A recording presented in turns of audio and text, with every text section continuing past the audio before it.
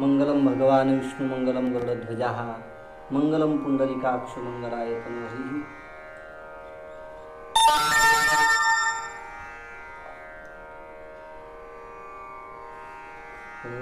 धनी न पुरे गुण गाता रूप दृष्टी निहाळिता बरवा बरवा पांडुरंग कांती सावळी सुरंग सर्व मंगळाचे सार मुख सिद्धीचे भांडार बरवा बरवा पांडुरंग कांती सावळी सुरंग तुका म्हणे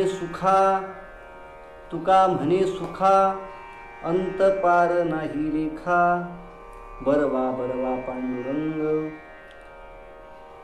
कांती सावळी सुरंग परमपुरुष शौरे पांडुरंग मुरारी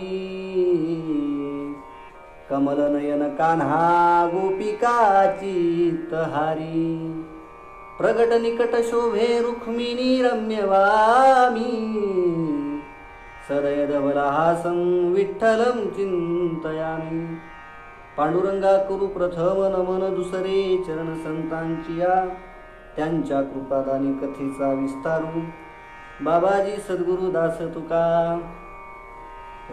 सदा पंढरीनाथ पादाब्ज भृंगम निवृत्तीश्वरानुग्रहात् प्राप्त तत्वं महेंद्रायणी तीरभूमौ वसंतं समाधिस्थमूर्तिं भजे ज्ञानदेवम् ओम नमो ज्ञानेश्वरा करुणाकरा दयाळा तुमचा अनुग्रह लाधलो पावन झालो चराचरी मी कला कुसरी काहीच नेनो बोलतो वचनियती भाविका एका जनार्दनी तुमचा दास त्याची आस पुरवावी तुमचा अनुग्रह लाधलो पावन झालो चराचरी नमो सद्गुरु तुकया ज्ञान दीपा नमो सद्गुरु सच्चिदानंद रूपा नमो सद्गुरु भक्त कल्याण मूर्ती नमो सद्गुरु भास्करा पूर्ण कीर्ती व्रजे वसंतम नवनीत चोरम गोपांगनानां यदुकुल चोरम श्रीराधिकायां हृदयस्य चोरम चोराग्रगण्यं शरणं प्रपद्ये चोराग्रगण्यं शरणं प्रपद्ये शुक्लां ब्रह्मविचारसार परमां आद्यां जगद्व्यापिनीं वीणा पुस्तकधारिणीं अभयदां जाड्यांधकारापहां हस्ते स्फाटिकमालिकां विदधतीं पद्मासने संस्थितां वन्दे तां परमेश्वरी भगवतीं बुद्धिप्रदां शारदा मनोजवं मारुततुल्यवेगं जितेन्द्रियं बुद्धिमतां वरिष्ठं वातात्मजं वानरयुद्धमुख्यं श्रीरामदूतं शरणं प्रपद्ये धनी न पुरे गुण गाता रूपदृष्टी निहाळिता बरवा बरवा पांडुरंग कांती सावळी सुरंग प्रस्तुत प्रवचनरूपी सेवेकरता निवडलेला अभंग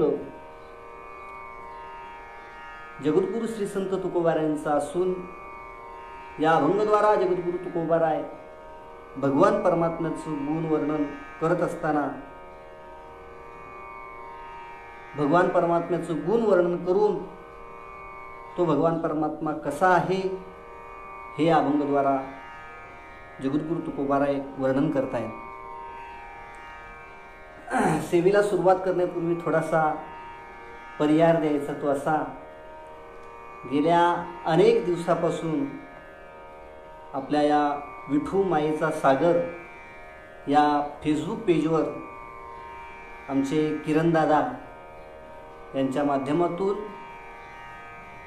या विठू माऊलीचा मायेचा सागर सर्व वारकरी संप्रदायातील तरुण पिढीसाठी सर्व वारकरी बांधवांसाठी एक मोठी पर्वणी या लॉकडाऊनच्या माध्यमातून किरणदादा करतायत. सर्वात प्रथम मी किरणदादांचं आभार मानतो की खरंच तुमचं फार मोठं कार्य आहे आशेचा किरण आपण आज या जगाच्या समोर, आपल्या या वारकरी संप्रदायाच्या समोर फेसबुकच्या माध्यमातून ज्ञानदानाचं कार्य आपण करत आहात. माझे मित्र, परममित्र, परमादरणीय गोविंद महाराज सुरवशे यांची 2 दिवसापूर्वी सेवा झाली आणि मी सहज त्यांना म्हटलो की आपल्याला ही सेवा करायची झाली तर काय करावं लागेल. ते म्हटले काय नाही, आपले किरणदादा आहेत, या किरणदादांशी संपर्क करा, मी त्यांच्याशी बोलतो. आणि त्यांनी हा संपर्क साधून दिला आणि आज मी तुमच्यासमोर फेसबुकच्या माध्यमातून प्रवचनाची सेवा करतोय. फार मोठं भाग्य आहे आपण या मृत्यूलोकामध्ये आलो आणि भगवान परमात्म्याचं नामचिंतन करत आहोत. या लॉकडाऊनच्या माध्यमातून दिलाया काळे अवकाश या न्यायाने आज संपूर्ण जग चीनसारख्या देशाने एका कोरोना विषाणूच्या माध्यमातून थांबवलं आहे. फक्त काय तर देशावर, या जगावर अधिराज्य कमवण्यासाठी हे सर्व खटाटोप आहे. बघा, बरेच काही मंडळी, मी थोडं बाजूला जातोय, क्षमा असावी, पण बरेच काही सुज्ञ वर्ग आहेत, उच्च शिक्षित आपल्या महाराष्ट्रातील असेल, आपल्या भारतातील असतील, की जे वारकरी संप्रदायाला, ज्या देवधर्माला मानत नाहीत, ते म्हणतात की हा वारकरी संप्रदाय किंवा हिंदू धर्म हा आपला धर्म नाही आहे, हे फक्त पैसे कमवण्याची साधनं आहेत सांगतायत. पण मी म्हणतो आपला हिंदू धर्म, ज्ञानोबा म्हणतात आपण ज्या धर्मामध्ये आहोत त्या धर्मामध्ये आपण थांबलं पाहिजे, त्या धर्माची आपण सेवा केली पाहिजे. असो, अजून आपल्या या विषयाला सोडून बोलण्यापेक्षा, तर खूप बोलण्यासारखं आहे, तुम्ही सर्व सुज्ञ आहातच. बघा, या अभंगद्वारा भगवान परमात्म्याचं वर्णन करत असताना जगद्गुरु तुकोबाराय म्हणतात की हरीचं गुण गात असताना आणि त्याची दृष्टी पाहत असताना ती कधीच तृप्त होत नाहीत. हरी धनीन पुरे गुण गाता, रूप दृष्टी निहाळिता. मग असा जो भगवान परमात्मा आहे ना, तो कसा आहे, सर्वात चांगला असून त्याची अंगकांती कशी आहे तर तेजस्वी आहे, सावळी आहे आणि सुरंग आहे. तुकोबाराय म्हणतात, बरवा बरवा पांडुरंग, कांती सावळी सुरंग. मग असा जो भगवान परमात्मा आहे ना, हो भगवान परमात्मा, त्या भगवान परमात्म्याचं रूप कसं आहे तर तुकोबाराय 3ऱ्या चरणामध्ये म्हणतायत, सर्व हरीचे रूप जे आहे ना ते सर्व मंगलाचे सार असून सर्व आहे ना त्याला कालतः अंत नाही, देशतः अंत नाही आणि वस्तुतही लेखा नाही. असा जो भगवान परमात्माच आहे ना, त्या भगवान परमात्म्याला अंत पार नाही. तुकोबाराय म्हणतात, तुका म्हणी सुखा अंत पार नाही लेखा. असा अभंगाचा सरळ सरळ अर्थ आहे. आपला जो विषय आहे तो विषय काय आहे तर भगवंताचे गुण आणि भगवंताचं लीला महात्म्य.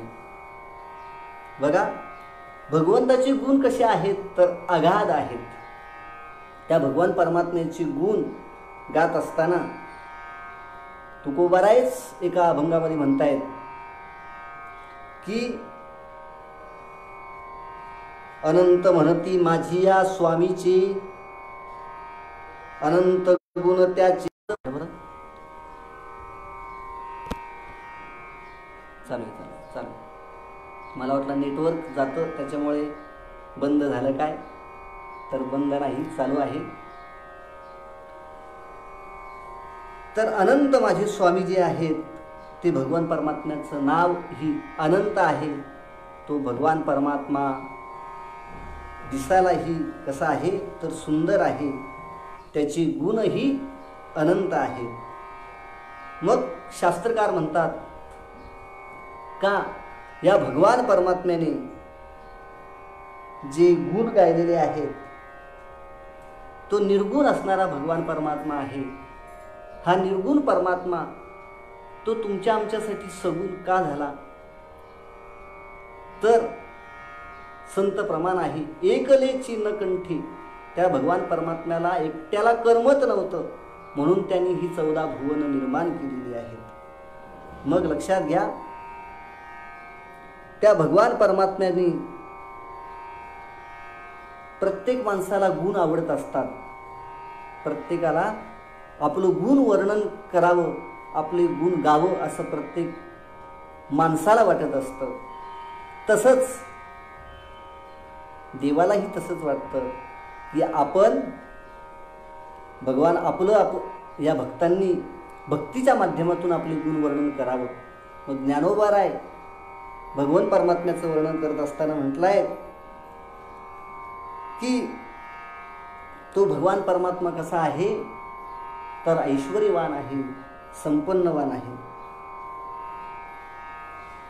तो भगवान परमात्मा सुंदर आहे. त्या भगवान परमात्म्याने गुण का स्वीकारले, तर गुण स्वीकारण्याचं कारण फक्त एकच आहे की ते गुण आपण गायनाने काय होईल, तर आपल्या अंतःकरणामध्ये त्या भगवान परमात्म्याची मूर्ती ठसेल. त्या भगवान परमात्म्याविषयी आपल्याला प्रेम निर्माण होईल. म्हणून त्या भगवान परमात्म्याचं आपण गुण गायले पाहिजेत. त्या भगवान परमात्म्याचं नामचिंतन आपण केलं पाहिजे. मग अशा ज्या भगवान परमात्म्याचे अनंत गुण आहेत, तर त्या गुणाला पारावार नाही. एवढे गुण आहेत की आपल्याला ते मोजणं शक्य नाही. नवे त्या भगवान परमात्म्याचं वर्णन करत असताना असं म्हटलंय की पृथ्वीची काय करावं, तर वही करावी आणि समुद्राची शाई करून त्या पृथ्वीचा कागद करावा आणि त्या भगवान परमात्म्याचं गुण वर्णन काय करावे, तर लिहायला बसावे. आणि प्रत्यक्ष शारदा मातेला जरी ते गुण वर्णन करण्यासाठी ठेवलं गेलं तरीही ते गुण वर्णन शक्य होणार नाही. एवढं त्या भगवान परमात्म्याची गुण कसे आहेत, अपरंपरा आहेत. ज्ञानोबाराय त्या गुणाचं वर्णन करत असताना ज्ञानेश्वरीमध्ये म्हणतायत की ऐका यशस्वी औदार्य, ज्ञान वैराग्य ऐश्वर्य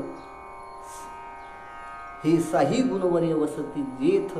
असा जो भगवान परमात्मा आहे ना, त्या भगवान परमात्म्याच्या एकेका गुणाचं आपण वर्णन करणार आहोत. वर्णन करत असताना ज्ञानोबाराय म्हणतात की यश जो आहे तो यश म्हणजे भगवान परमात्म्याचा महत्वाचा गुण आहे. या भगवान परमात्म्याने यशाचं निर्माणच करता भगवान परमात्मा आहे. यश त्या भगवान परमात्म्यानेच निर्माण केलेलं आहे. मग आपल्याला आम्हाला जर यश संपादन करायचं असेल तर त्या भगवान परमात्म्याच्या आपण सोबत राहिलो पाहिजे, त्या भगवान परमात्म्याच्या बाजूला राहिलो पाहिजे. मग आपण भगवान परमात्म्याच्या जर बाजूला राहिलो, तर आपण भगवान परमात्म्याच्या सोबती राहिलो, तर तो भगवान परमात्मा आपल्याला विजयी स्वरूप करून दिल्याशिवाय राहणार नाही.